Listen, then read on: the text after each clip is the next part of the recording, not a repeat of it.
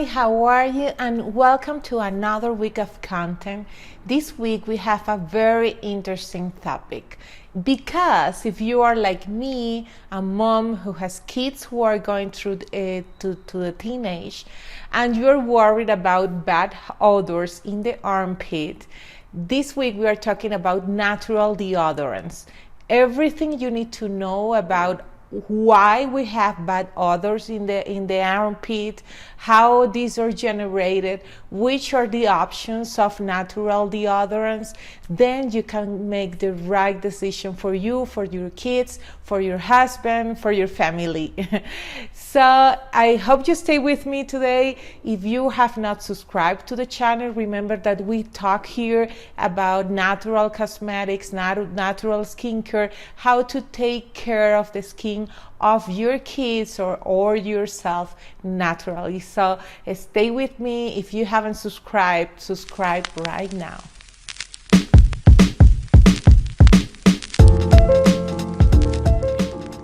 Okay, to understand how to choose the right deodorant, it's important for you to understand how the bad odor is created.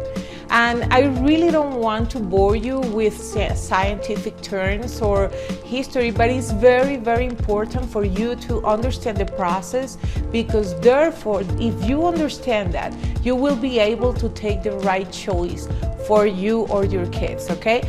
So the first two things that we need to understand are two main topics. The first one is perspiration, and the second one is microbiome. Last video we talked about microbiome, but we will talk a little bit about it again this week. So the first one is perspiration. Basically, perspiration is the ability that our body has for sweating, you know, because when our skin is the one who regulates the temperature of the body. So when we exercise, for example, and our internal temperature increases, we need to sweat, because then in that way we release that heat in our body, okay? So that is perspiration. For perspirating, we have like two types of sweat glands. We have the eccrine glands, which are all over the body, and we have the apocrine glands, which are located in the armpits and in our genitals, basically, is where they are located. So to understand how the bad odor in the armpits is generated, it's important to understand that there are like two types of sweats, because there are two types of glands. The eccrine glands, which are fully developed when we are 3 years old, are more in the process of thermoregulation. So their sweat is more like has an acidic pH. That is why in our body the acidic pH of the sweat doesn't desestabilize, I don't know how to say it in English, or microbiome. However, the apocrine glands, which are those these start developing when we are 7 years old, and this is when puberty officially starts. That is why our kids start like smelling like when they are 8 or 7, sometimes 10. But it depends of the physiology of each kid. But the process of the development of apocrine glands starts when they are 7 years old. Okay, so the sweat that secrete the apocrine glands is a little bit different. First of all, because it has a different pH. The pH of this sweat is about 7, and the consistency of this sweat is a little bit different as well. The truth is that sweat has no smell, okay? And then if it has no smell, why do we have a bad odor then? That is because of the microbiome. As I told you in my last video, all our body is covered by microbes, okay, which are taking care of our immune system. To be protected by them, we need to be in homeostasis, which is we are in balance. However, when some parameters in our skin change, like moisture, for example, like pH, for example, this balance of microbes can get unstable, and then we get it to dysbiosis, which is that some bacteria start to grow, creating an imbalance in the skin and creating some infections, okay? In the case of the armpits, there is not an infection what is occurring. However, because to a bacteria to proliferate, they need moist and they need an alkaline pH. Because the sweat that we have in the armpits it has a higher pH, is a little more alkaline, and because the humidity that we create when we sweat in the armpit is the perfect environment for the bacteria to thrive. Then the gram-positive bacteria, which is the one that we have in the armpit, proliferates. And what happens then? When they get together, the sweat and the bacteria creates this enzymatic process when they try to decompose that sweat. And that metabolization of the sweat creates some fatty acids molecules, which are those that smell bad, okay? And this is very important because understanding the process is going to lead us to the different ways that antiperspirant and deodorants work in order you choose the best option for you, the one that makes you feel better. So this is how the bad odor is created. Now let's talk about antiperspirants and deodorants, okay?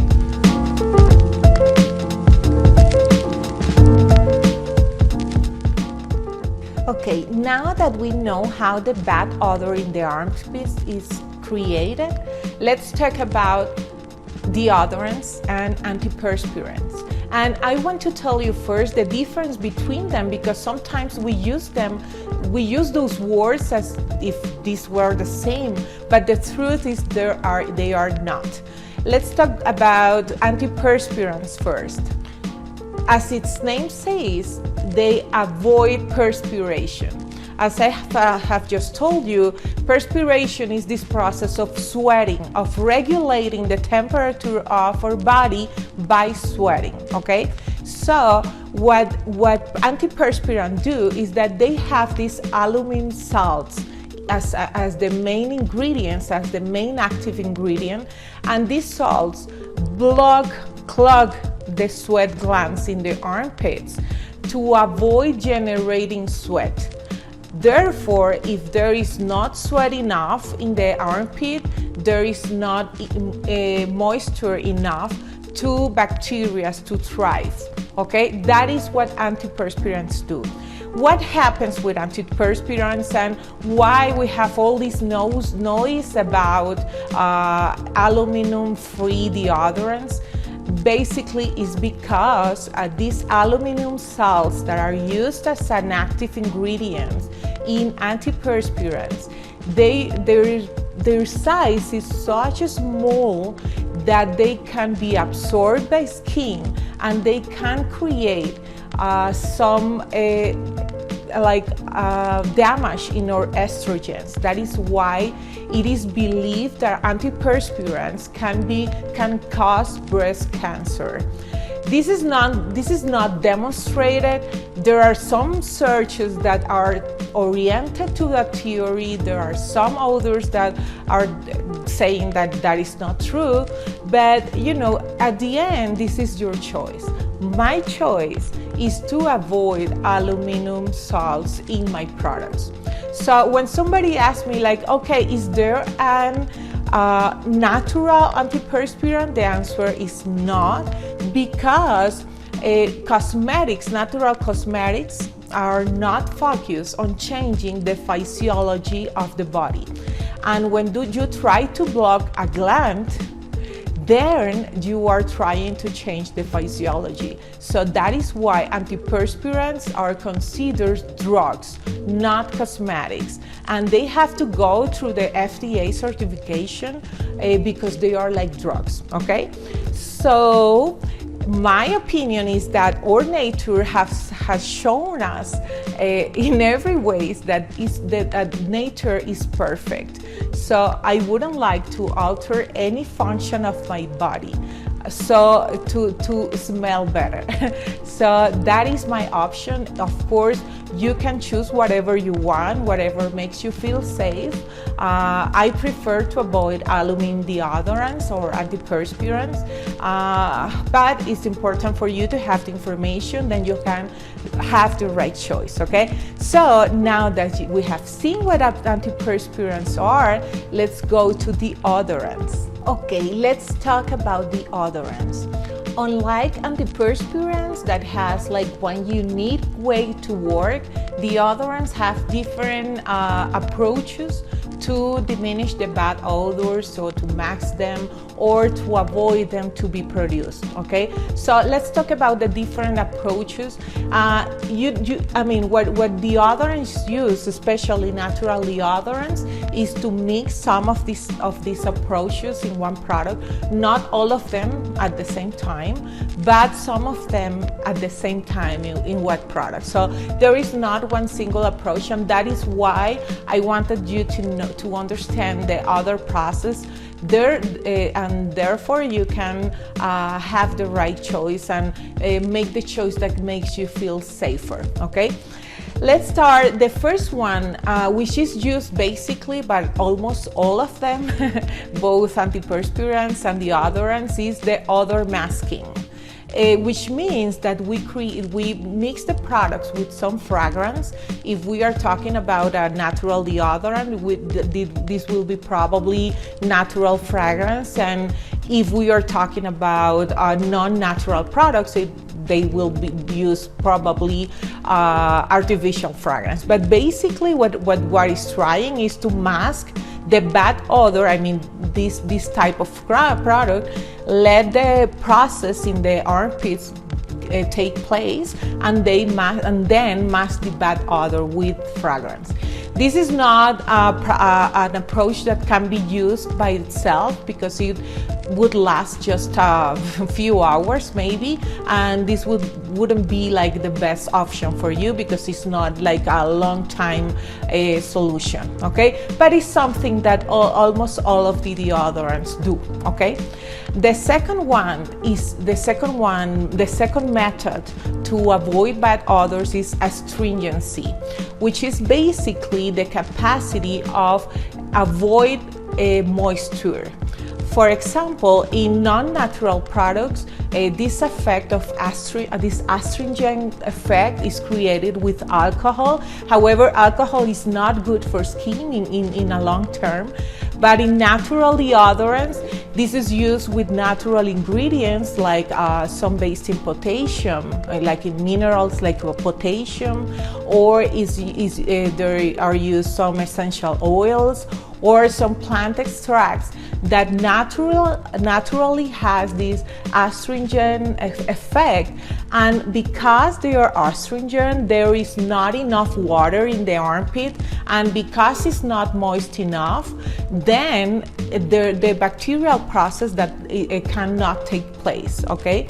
So this is for me a great approach, because it's almost like antiperspiration but without blocking the sweat glands. Another method is absorption. Basically, what this makes is to put in the product some ingredients that have a high absorption capacity of water. For example, in this kind of products are kaolin clay, bentonite clay, arrowroot powder, or cornstarch, for example. These are powders that has this capacity of absorbing water. Then when you put the deodorant in the armpit, they are going like to take the water away, and if there is not moist enough, there will be not bacteria proliferation enough, okay? There is another one. Actually, this is the one that I like the most, which is to change the enzymatic process that takes place with the bacteria. As I told you, the sweat, which has no smell at all, is taken by the bacteria and is decomposed in different complex, which some of them are those who has volatile molecules, and that is why the bad smell is produced. What this kind of ingredients that change this metabolic process, they basically mix with sebum and create a different complex that when is decomposed by bacteria, they don't create those volatile molecules, and therefore the bad odor that is not produced. This is more in the field of biotechnology, which I love. So this is for me the more advanced and mature process for avoiding odors. Okay, we also have another approach, which is the antibacterial, using an antibacterial in the deodorant, which we have to use if we are using water-soluble ingredients or oil-soluble ingredients. But here we have to, what we do here is to add some ingredients that has antibacterial properties. This kind of ingredients, which is absolutely necessary if our product has water, we cannot abuse about it because we can change the microbiota of the armpit, and we don't want that.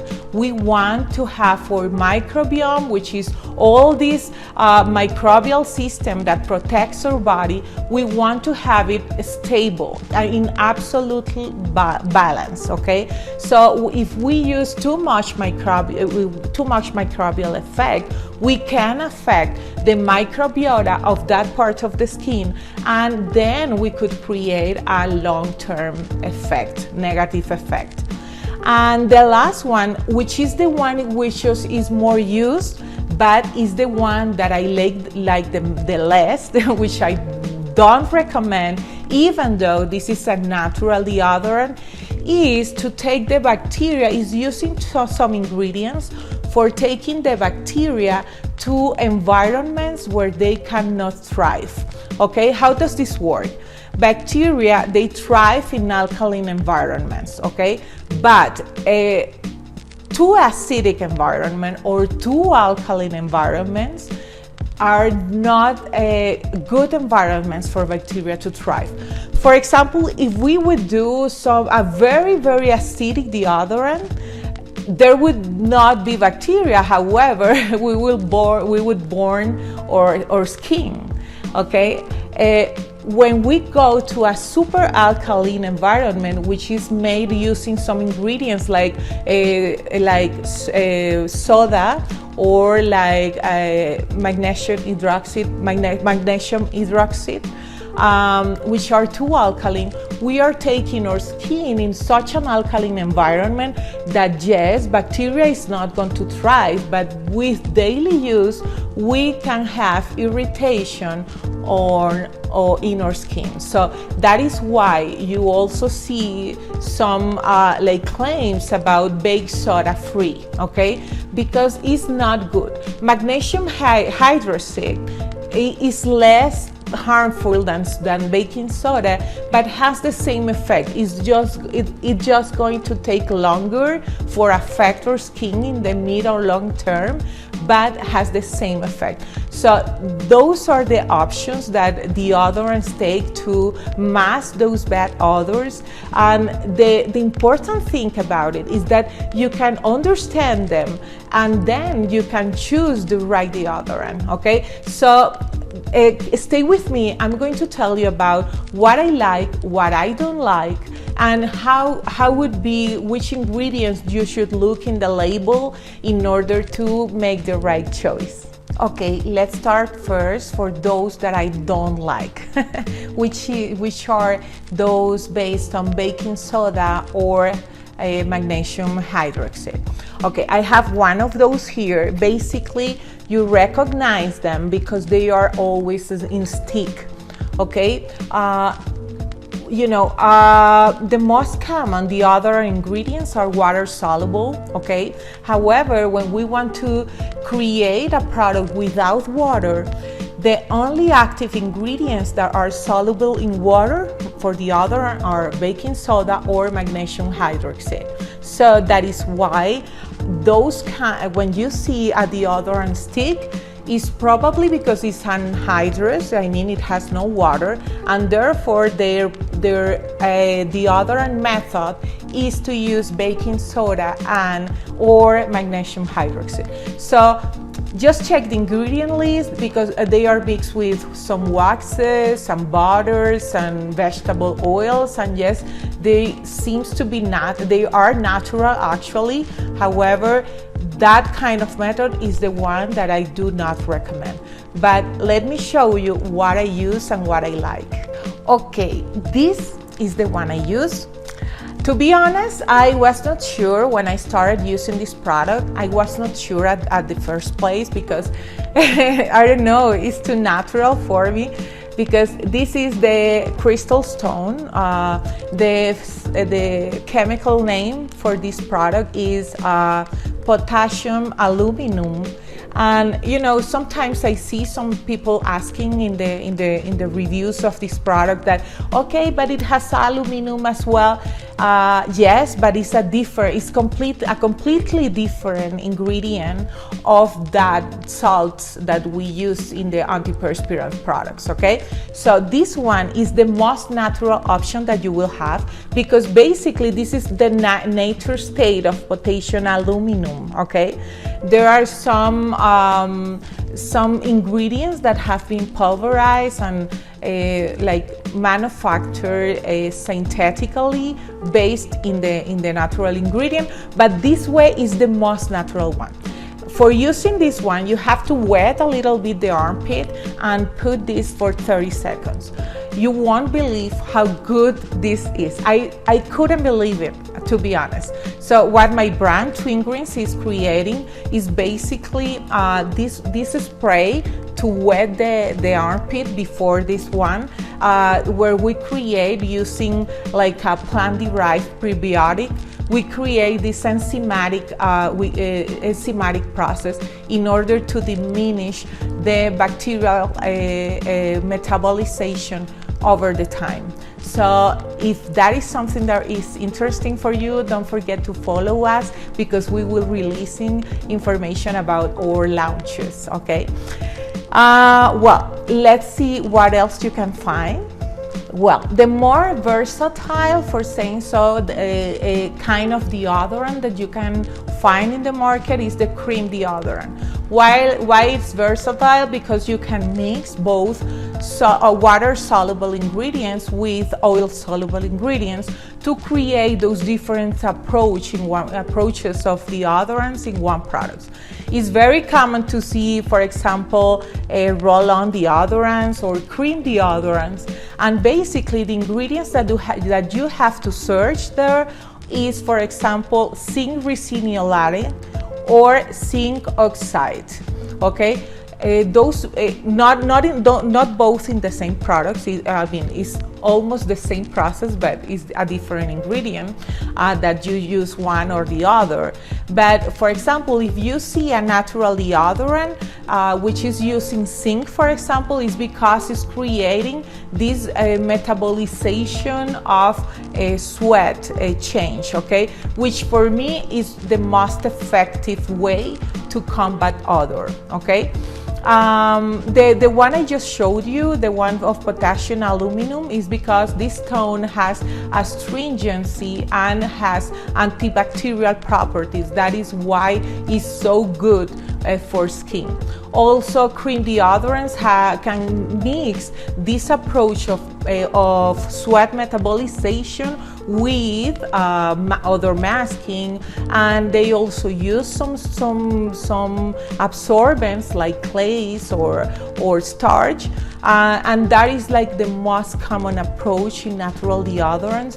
So my recommendation is to go through the most natural one, which is the crystal stone, or to use like a cream deodorant, which could be like a liquid in roll-on, like a cream gel, but because that will give you more versatility of ingredients to be used to masking odor. And well, that's it for today. I hope you have enjoyed this video, and I hope I can bring you something and give you value to choose the right deodorant for you, for your teenagers, or for your family. So I see you soon, and please don't forget to subscribe to the channel. Bye bye.